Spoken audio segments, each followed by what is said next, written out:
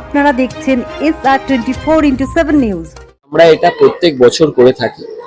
এটা চতুর্থ বছর আমরা করছি ধারাবাহিকভাবে। আমাদের রাজারহাট গোপালপুর বিধানসভায় 24টি ওয়ার্ড আছে, বিধাননগর পৌর নিগম এবং দক্ষিণ দমদম মিলিয়ে।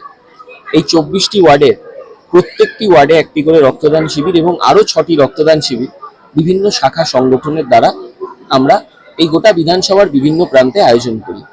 মূলত এই রক্তদান শিবির করার উদ্দেশ্য আমাদের যাতে এই গ্রীষ্মকালীন রক্তের যে ঘাটতি সেটাকে আমরা পূর্ণ করতে পারি।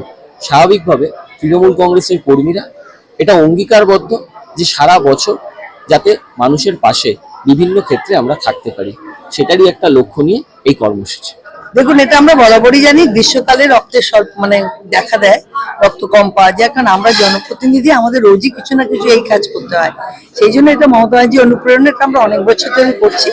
আর এই গ্রীষ্মকালীনই এটা হয়, আমাদের সারা মাস ব্যাপী চলবে। রাজারহাট গোপালপুর আমাদের যতগুলো ওয়ার্ড আছে প্রত্যেকটা ওয়ার্ডেই হবে। আজকে থেকে শুরু, প্রথমটা আমি দিয়ে স্টার্ট করলাম, আর 30 তারিখ পর্যন্ত চলবে। আর এর যে কোনো কেউ 50, কেউ 60, কেউ 100, কেউ 150, যেখানে যেরকম ভাবে হবে সেভাবে আমরা রক্ত দেবো।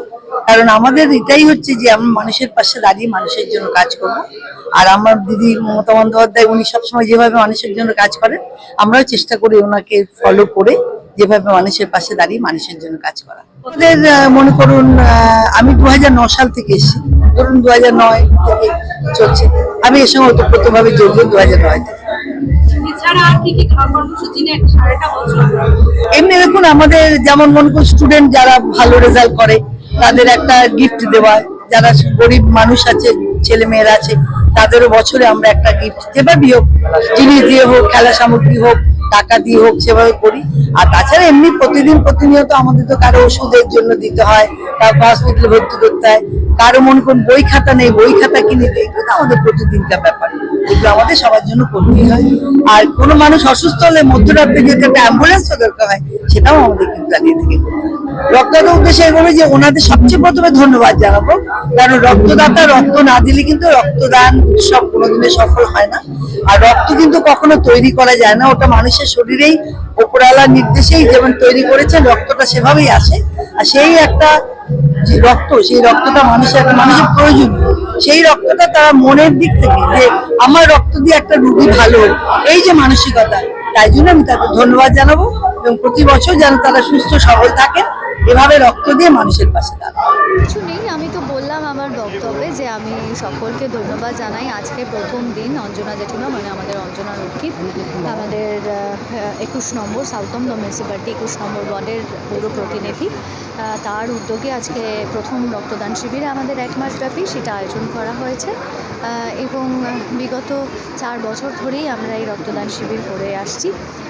আমাদের এটা আনন্দের বিষয় যে আমি যেরকম বললাম যে সমাজের প্রত্যেকে এগিয়ে না আসলে এত বড় কর্মযজ্ঞ করা সম্ভব হয় না। আমরা উপলক্ষ মাত্র, বাকি সবাই এগিয়ে এসে খুব আন্তরিকতার সাথে, যতই গরম হোক, বৃষ্টি হোক, অসুবিধা হোক, কষ্ট হোক, তারা তাদের দায়িত্ব থেকে পিছু হটে না, এটাই ভালো লাগে। তাদের কৃতজ্ঞতার শেষ নেই, তাদেরকে আমি বারবার ধন্যবাদ জানাই যে তারা সমস্ত বাধা বিপত্তিকে অতিক্রম করে, আমরা দেখেছি যে এই সময় প্রচণ্ড গরম হয়, ঝড় বৃষ্টি হয়, তার মধ্যেও কখনো আমাদের ব্লাড ডোনেশন আমাদের আজ অবধি এরকম হয়নি যে আমাদের বন্ধ করে দিতে হয়েছে বা ক্যান্সেল করতে হয়েছে। তারা এত সাবলীলভাবে তারা অংশগ্রহণ করে সবগুলোতে। এটা আমাদের